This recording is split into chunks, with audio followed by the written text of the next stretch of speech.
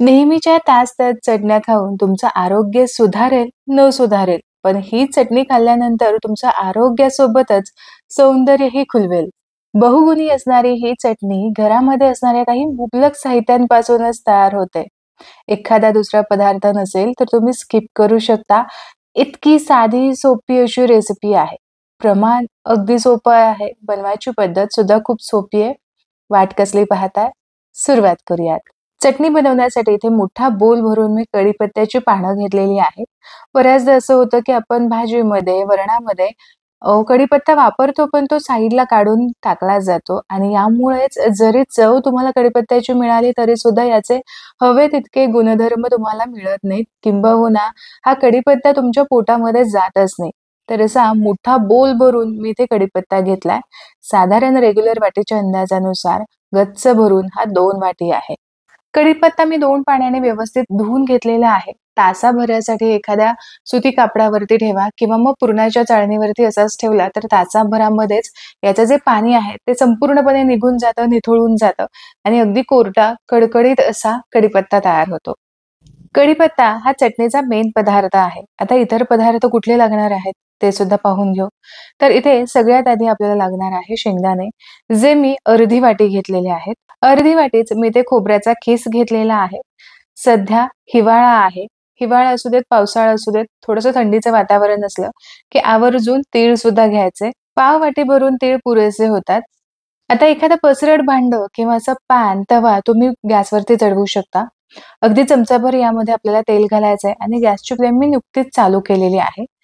सगळ्यात आधी आपल्याला कढीपत्ता भाजून घ्यायचा आहे. कढीपत्ता भाजत असताना तो मंद आचेवरतीच भाजायचा. म्हणजे कढीपत्ता अगदी कुरकुरीत होईपर्यंत व्यवस्थित भाजला जातो. तसाही कढीपत्ता भरपूर पातळ असतो. तो पटकन भाजला सुद्धा जातो. भरपूर तेलामध्ये तर पटकन तो तळून सुद्धा होतो. पण आपण कमीत कमी तेलाचा इथे वापर करणार आहोत.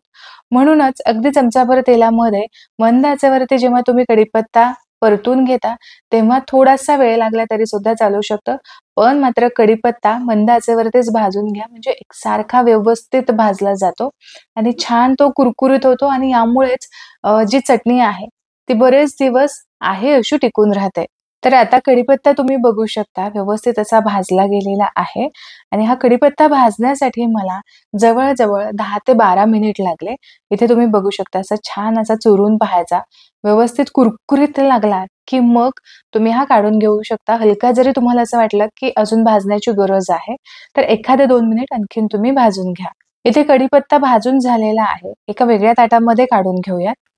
आता इतर साहित्य आहे ते सुद्धा याच आपण पॅनमध्ये गरम करून घेऊ. तर इथे मी अगदी 1 ते दीड चमचाच तेल घातलेलं आहे. सगळ्यात आधी शेंगदाणे थोडेसे मोठे आहेत त्यामुळे शेंगदाणे भाजून घेऊ.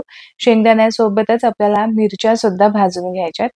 तर इथे तिखटाच्या मी 5-7 मिरच्या घेतलेल्या आहेत. यासोबतच रंगासाठी काश्मीरी मिरची घेतलेली आहे, जी 4च आहेत.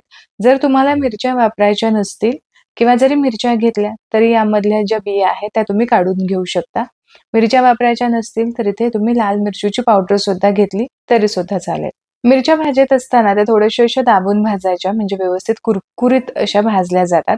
थोड्याशा जरी नरम वाटल्या तरी अशा दाबून घेतल्यात किंवा त्या पटकन अशा भाजल्या जातात. आता साधारण 1 ते दीड मिनिटांसाठी हे सगळं साहित्य मी भाजून घेतलं. आता हे थोडंसं साईडला करूयात आणि यामध्ये आणखीन एक अर्धा चमचाच आपण तेल वाढवूयात.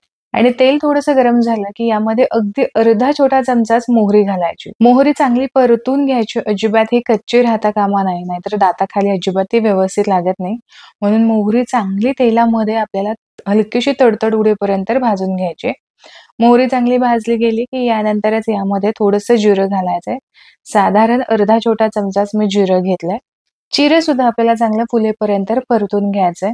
तर इथे तुम्ही बघू शकता व्यवस्थित जिरं आणि मोहरी एकदा चांगली परतली गेली, की मग या सगळ्या साहित्यांमध्ये ही चांगली मिक्स करून घ्यायची. तर अशी जिरी आणि मोहरीची फोडणी बसली, की यामध्ये लसूण सुद्धा घालायचा. लसूण ओलसर असतो आणि ही चटणी जास्त दिवस टिकण्यासाठी लसूण सुद्धा व्यवस्थित परतून घ्यायला हवा. आता लसूण सुद्धा साधारण मिनिट, दीड मिनिटांसाठी या सगळ्या साहित्यांसोबत परतून घेऊ. आता हे सगळं साहित्य बऱ्यापैकी भाजलं गेलेलं आहे. अशी जेव्हा आपली खात्री होते ना, त्यावेळेसच यामध्ये घालायचंय तीळ. आता या सगळ्या साहित्यांसोबत हे तीळ सुद्धा आपल्याला चांगले भाजून घ्यायचेत. तीळ वजनाला हलके असतात, छोटे असतात, यामुळे हे लगेचच भाजले जातात. यांचा जो चटचट आवाज आहे ना, तो बऱ्यापैकी कमी झाला, की समजून घ्यायचं तीळ सुद्धा परफेक्ट असे भाजून झालेत. तीळ इथे बऱ्यापैकी भाजले गेले, की यानंतर खोबरं सुद्धा आपल्याला भाजून घ्यायचंय. तर यामधल्या थोड्याशा मिरच्या मी साईडला काढून ठेवलेल्या आहेत, की जेणेकरून हे सगळं साहित्य व्यवस्थित भाजता येईल. आता इथे तुम्ही बघू शकता खोबऱ्याला सुद्धा हलकासा रंग आला, की समजून घ्यायचं हे सगळं साहित्य व्यवस्थित असं भाजलं गेलेलं आहे. जे साहित्य आहे ते साईजनुसार स्टेप बाय स्टेप आपल्याला भाजून घ्यायचं असतं आणि अगदी मीडियम टू लो फ्लेमवरती व्यवस्थित हे भाजायला हवं, की जेणेकरून ही जी चटणी आपण बनवतोय ती जास्त दिवस टिकायला हवी. इथे सगळं साहित्य चांगलं भाजून झालेलं आहे. आता जे साहित्य आपण काढून ठेवलं होतं ते सुद्धा इथं घालूयात. गॅसची फ्लेम मी इथं बंद केलेली आहे. गॅसची फ्लेम बंद करून हे सगळं साहित्य चांगलं थंड होईपर्यंत वाट पाहूयात. इथे सगळं साहित्य चांगलं थंड झालं. साधारण एक 10 ते 15 मिनिटांमध्ये व्यवस्थित थंड होतं. आता हे आपल्या चटणी जारमध्ये घालून खूप अशी बारीक पेस्ट याची करायची नाही, तर हलकंसं जाडसर ठेवायची. इथे मी 2 बॅचमध्ये बारीक करून घेणार आहे. आता यामध्येच अगदी एक पाव चमचा भरून हिंग घातली आणि चवीपुरतं मीठ घालायचं. झाकण लावून हलकसं जाडसर वाटून घेऊ. जर तुमच्याकडे खलबत्ता असेल, तर यामध्ये सुद्धा ही चटणी अतिशय चविष्ट होते. तर इथे तुम्ही बघू शकता, फार अशी मी पेस्ट याची केली नाही किंवा खूप अशी पावडर सुद्धा झालेली नाही. हलकीशी आपल्याला जाडसर ठेवायची आहे.